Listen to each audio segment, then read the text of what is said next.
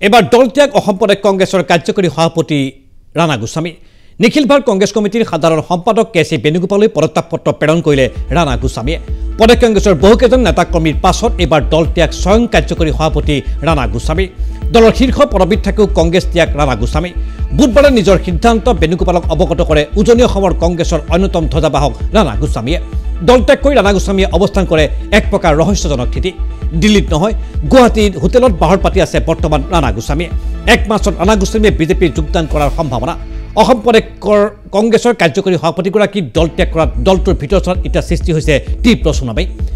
এজনকৈ দলত্যাগ কৰাৰ পাছত এতিয়া নিশকতীয়া হৈ পৰিছে প্ৰদেশ কংগ্ৰেছ এনে পৰিস্থিতিত চূড়ান্ত হতাশাত ভুগিছে প্ৰদেশ কংগ্ৰেছৰ নেতৃবৰ্গ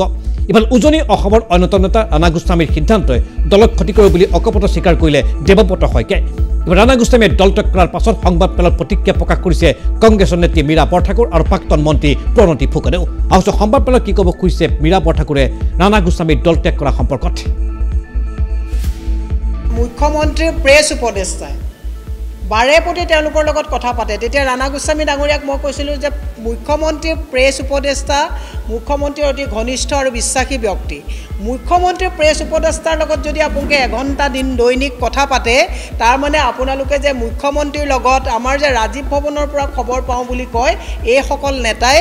এই খবৰবিলাক দি থাকে গতিকে এইটো আজিৰ কথা নহয় এতিয়া বোকা ছটিয়াই ভূপেন বৰা ডাঙৰীয়াক বেয়া পাই গৈছোঁ বুলি কোৱাটো এইটো বাতুলামী কথা তেখেতৰ হিমন্ত বিশ্ব শৰ্মাৰ লগত তেখেতে নহয় আৰু 2-4জন মানুহৰ সম্পৰ্ক আছে আমিও জানো nothing is top secret in politics মই এই কথাটো বাৰে প্ৰতি কৈ আছোঁ কোনোবাই যদি অতি চালাকিৰে ভাবিছে যে হিমন্ত বিশ্ব শৰ্মাক ৰাতি মনে মনে বেলেগ ড্ৰাইভাৰৰ বা কাৰোবাৰ ফোনৰ পৰা কথা পাতি পেলাই আমি তেওঁলোকক ধৰা নাই পৰা বুলি ভাবিছে এইটো অত্যন্ত দুৰ্ভাগ্যজনক কথা ৰাণা গোস্বামী ডাঙৰীয়া ভূপেন বৰা ডাঙৰীয়াৰ লগত কিবা লাগি পেলাই যে গৈছে এইটো নিমিত্ত মাত্ৰহে তেওঁ